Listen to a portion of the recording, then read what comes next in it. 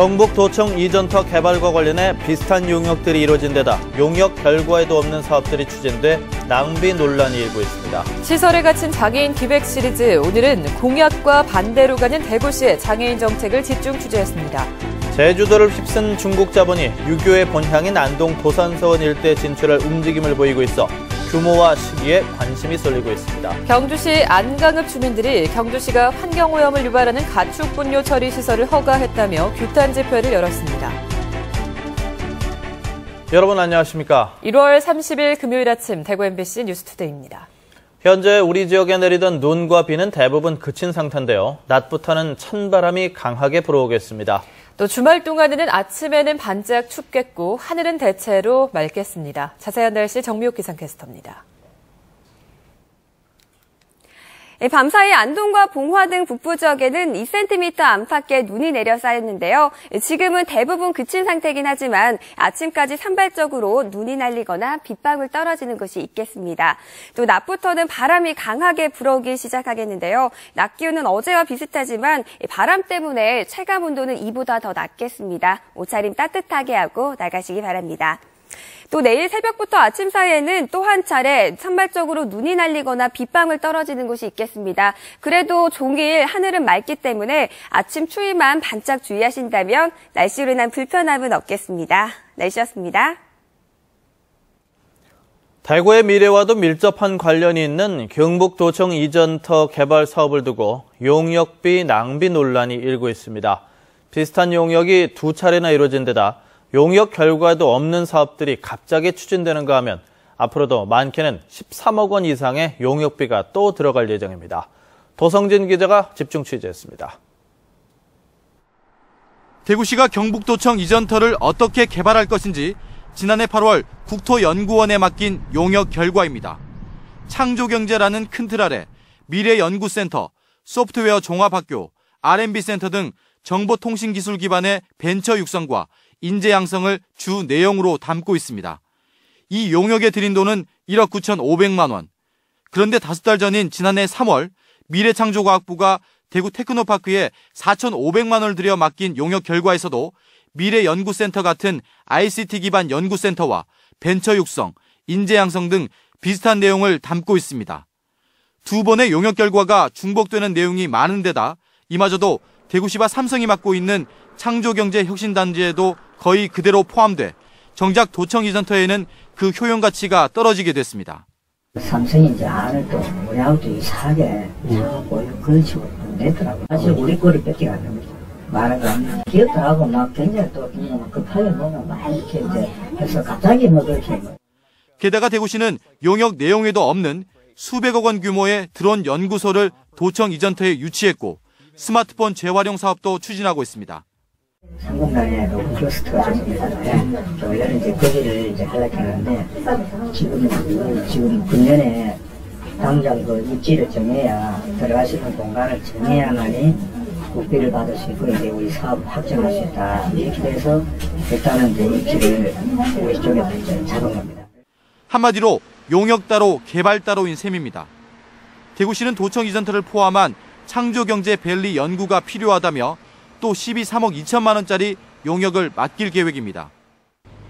도청 이전터 개발에는 최소 10년 이상의 시간이 걸릴 것으로 보입니다.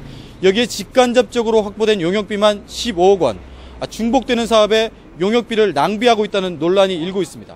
시의 산하 출자 출연기관이 하는 일들과 중복된 일들이 많이 있습니다.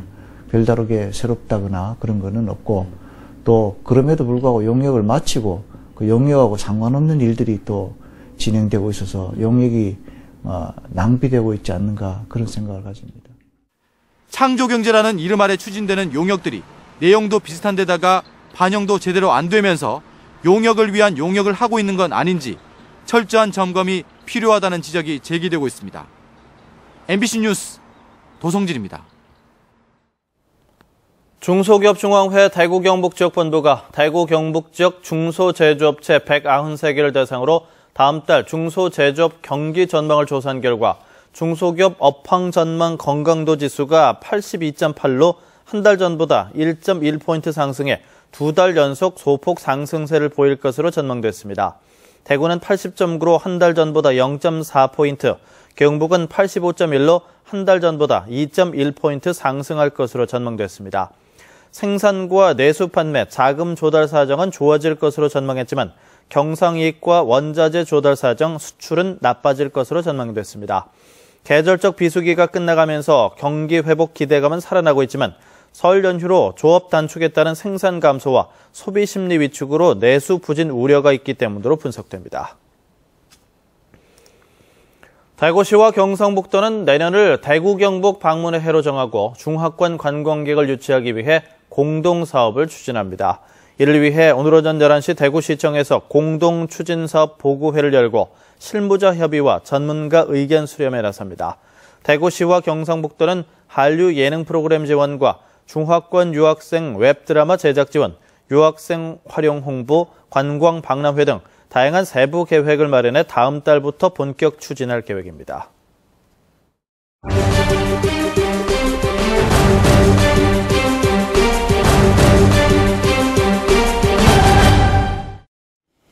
시설에 갇힌 장애인 문제를 집중적으로 살펴보는 기획 시리즈 순서입니다. 권영진 대구시장은 후보 시절 시설에 있는 장애인의 20%를 사회로 나오게 하는 이른바 탈시설 정책을 펼치겠다고 약속했습니다. 그런데 공약과는 반대로 최근 대구 달성군에 새로운 장애인 거주시설이 들어설 예정이어서 장애인 단체들의 반발이 거셉니다. 윤영균 기자가 취재했습니다. 대구시 달성군의 한 다가구 주택. 한 사회복지법인 재단이 이곳과 함께 이 주변 아파트 2채를 사들였습니다. 지난 2012년 이 재단이 정부에 장애인 복지시설 기능 보강 사업을 신청해 받은 11억 3천만 원으로 산 겁니다. 전국에 한 14군데 내려왔는데 지금 오픈되는 데가 몇 군데 안 되는 걸로 알고 있거든요. 신축, 개축, 정축도 다 기능 보강이 들어가는데 그 신축에 의해서 기능 보강이 되는 거예요. 장애인 단체들은 이 시설에 허가가 나면 한동안 잠잠했던 장애인 시설 확충 사업이 다시 늘어나게 될 것을 우려하고 있습니다. 이 거주시설을 짓기 위해 재단이 부담한 돈은 겨우 5천만 원. 10억 원이 넘는 건물이 재단 소유가 되고 인건비 등 각종 운영비도 모두 정부에서 나오니 복지재단들이 돈벌이를 하기에는 시설 사업이 그야말로 안성맞춤인 겁니다. 이러다 보니 지난 2004년 전국적으로 200개 초반대였던 장애인 거주시설은 10년 만에 6배 가까이 늘었습니다.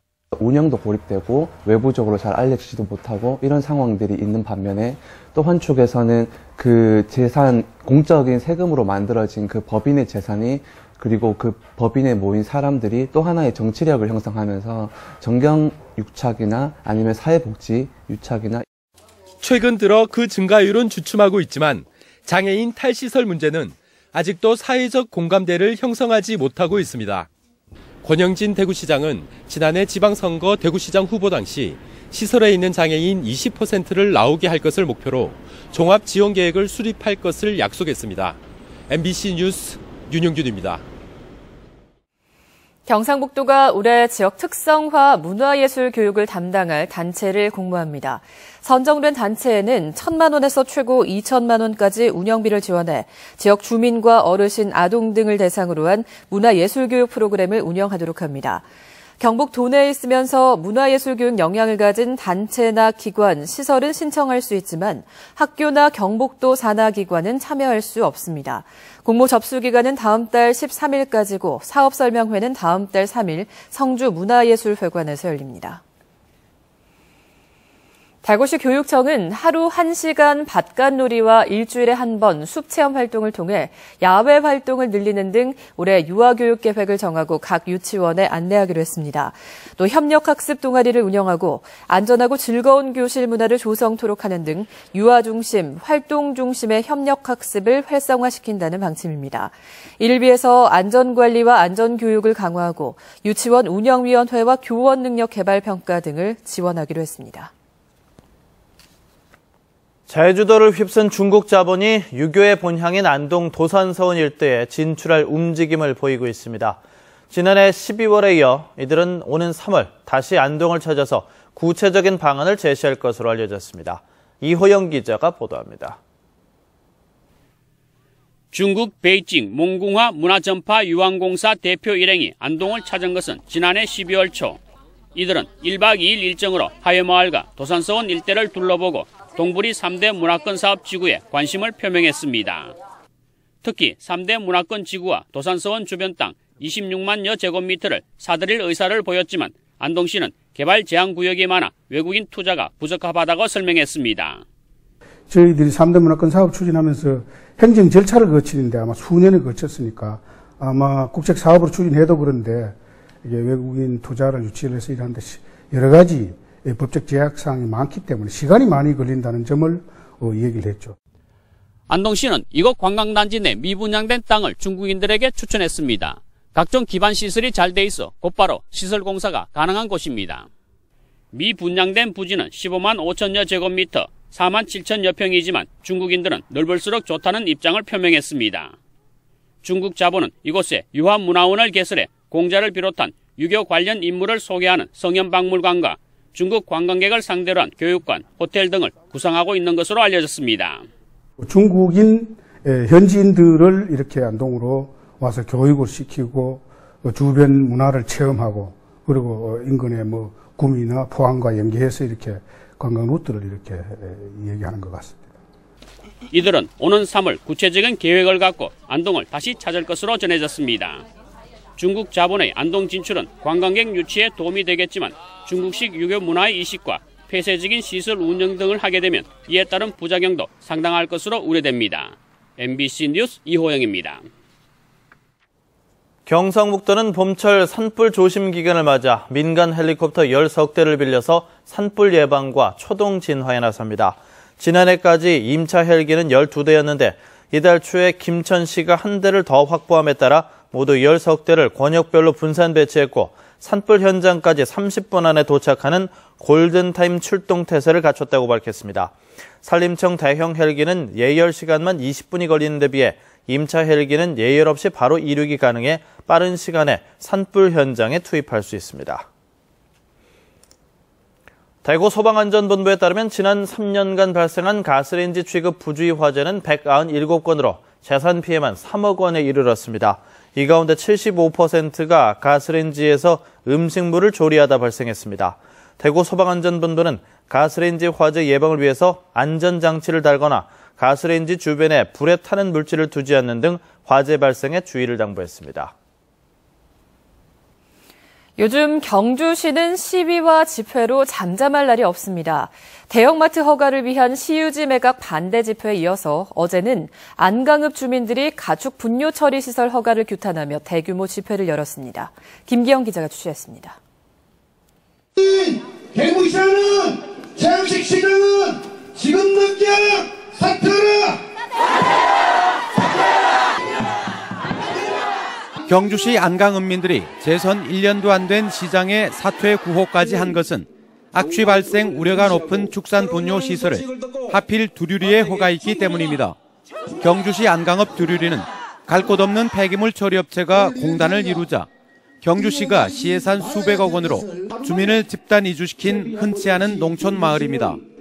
기반 시설 하나 없고 폐수 처리 시설, 환경 시설조차 하나 없이 그대로 철평전에 폐수를 쏟아붓고 있습니다. 소규모 공장이나 주택을 신축해도 허가에 최소 수십일이 걸리는 데 반해 집단 민원이 뻔한 이번 시설을 경주시가 3일 만에 허가한 것도 주민들을 자극한 요인입니다.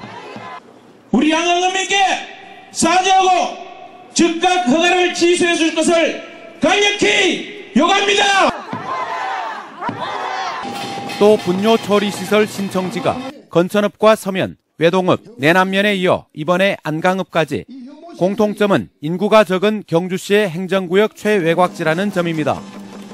양성자 가속기 등 국책 사업에서 불이익을 당한 안강읍으로서는 검단 산업단지 등 주민들이 반대하는 시설만 허가되자 시군 통합 후회론까지 등장했습니다.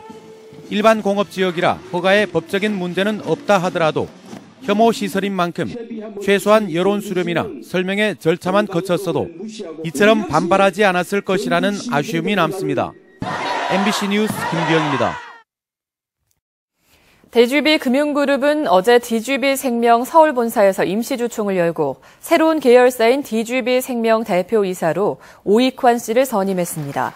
오익환 신임 대표는 DGB 금융그룹 계열사 최초의 전문 경영인 CEO로 미국 프루덴셜 매니징 디렉터, 한화생명의 리스크관리 전무 등을 거쳤습니다. 부사장에는 김종국, 상임감사위원회는 제갈상규 씨가 선임됐습니다. 우리아비바 생명을 인수해서 오늘부터 새롭게 출범하는 DGB 생명은 전국 14개 지역 38개 지점에서 260여 명의 직원이 근무합니다. 프로축구 대구FC에서만 12년을 뛰었던 창단 멤버 박종진 선수가 은퇴와 함께 유소년 코치로 새로운 축구 인생을 시작합니다. 박종진 선수는 지난 2003년 창단 멤버로 입단해 상무에서 뛴 기간을 포함해 12년 동안 대구FC 유니폼을 입고 모두 270경기를 뛴 원클럽맨으로 올해 홈 개막 경기에서 공식 은퇴식을 한 뒤 대구 유런중학교에서 대구FC 유소년팀 코치로 활약할 예정입니다. 대구FC는 박종진 선수의 등번호 24번을 앞으로 12년 동안 결번으로 지정하기로 했습니다. 대구문화예술회관이 대구시립극단 예술감독을 공개 모집합니다. 응시원서 접수는 다음 달 11일부터 사흘 동안이며 문화예술회관을 직접 방문하거나 우편으로 접수하면 됩니다. 제출 서류는 응시원서와 이력서, 자기소개서, 직무수행계획서 등이며 상세한 사항은 오늘자 대구시 공보와 문화예술회관 홈페이지에서 확인하면 됩니다. 다음은 희망 2015 나눔 캠페인에 성금을 보내주신 분들입니다. 벽진면 수촌삼리 주민일동 23만 원, 벽진면 자율방범대 장우철 시외 대원들이 10만 원, 벽진면 수촌사리 주민일동 41만 5천 원, 벽진면 농업경영인회 허승락 씨와 일동 20만 원, 벽진면 농촌지도자 홍종수 씨외 일동 20만 원, 노원진 씨 10만 원, 노원우 씨 10만 원, 성주군 농우회에서 20만 원, 벽진면 새마을회 김쌍근 씨외 일동 10만 원, 주식회사 동남건설 김양수 씨 10만 원, 남천면 금고길이 경로당 회원들께서 10만 원, 봉학삼리 이태경 씨와 주민들께서 8만 5천 원을 보내주셨습니다. 모두 고맙습니다.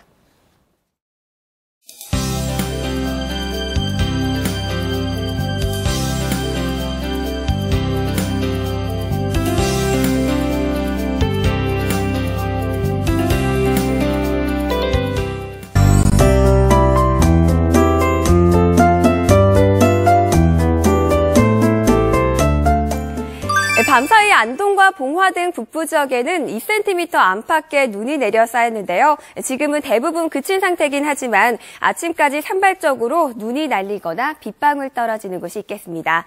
또 낮부터는 바람이 강하게 불어오기 시작하겠는데요. 낮 기온은 어제와 비슷하지만 바람 때문에 체감 온도는 이보다 더 낮겠습니다. 옷차림 따뜻하게 하고 나가시기 바랍니다.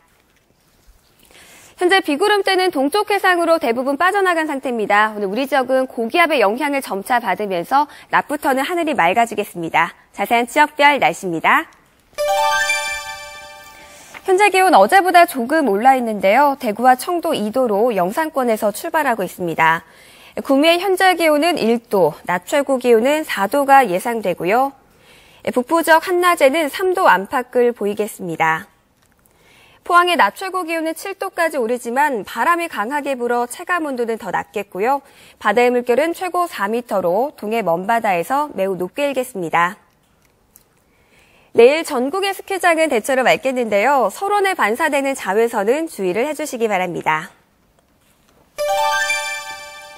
주말 동안에는 아침 반짝 추위가 찾아오겠습니다. 그래도 주말 내내 하늘이 맑아서 날씨로 인한 불편함은 없겠습니다. 날씨였습니다.